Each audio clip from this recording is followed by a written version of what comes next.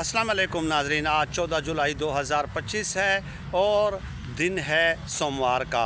मौलाना फजल रहमान साहब की सियासत हमेशा आपके इल्म में है कि इक़्तिदार की सियासत रही है।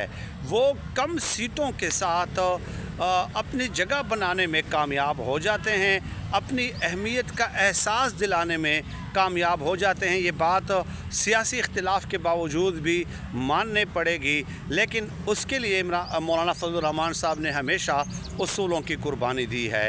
चुनाचे इमरान खान साहब भी आज अगर उसूलों की कुर्बानी दे देते हैं और नवाज़ शरीफ की तरह लेट जाते हैं, अपने पूरे टब्बर समेत 30 अहले खाना के अफराद और 100 सूटकेसों समेत नवाज़ शरीफ की तरह अगर वो बाहर फ़रार हो जाएं तो उनके लिए कौन सा मुश्किल है। 1 घंटे का काम है, लेकिन वो उसूलों पे कंप्रोमाइज़ नहीं करना चाहते इमरान खान साहब। अब आ जाते हैं अली अमीन गंडापुर साहब के हवाले से।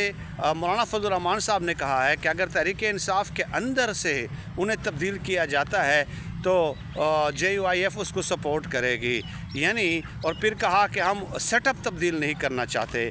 गोया मौलाना फजल रहमान साहब यहाँ पे बड़ी खूबसूरत तरीके से वारदात डालने की कोशिश कर रहे हैं, और वो वारदात ये है कि वो ये कहना चाह रहे हैं, इस्टेब्लिशमेंट को दरअसल मिसकाल देना चाह रहे हैं कि अगर आप अली अमीन गंडापुर को तब्दील करना चाहते हैं तो हम आपके साथ हैं, हम इस खिदमत के लिए जो है हाज़िर खिदमत हैं, हम हाज़िर खिदमत हैं। तो अब हुकूमत का तो ज़ाहिर है कोई भी तब्दील नहीं कर सकता भाई, इतना आसान तो नहीं है कि आप PTI की हुकूमत को ही लपेट दें।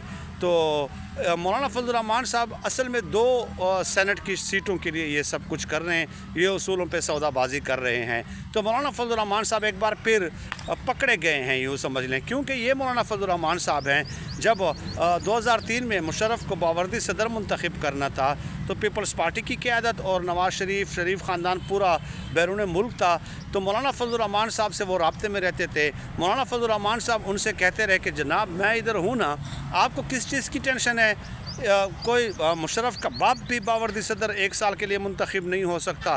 वो आराम से बैठे रहे कि मौलाना साहब कह रहे हैं। तो आखिरकार ब्रेकिंग न्यूज़ उन्होंने TV चैनल्स पे देखी कि मौलाना फजल रहमान साहब ने 1 साल तक बावरदी सदर मुंतखब करने के लिए परवेज़ मुशर्रफ साहब की हिमायत कर दी है और उस तरमीम का हिस्सा बन गए हैं।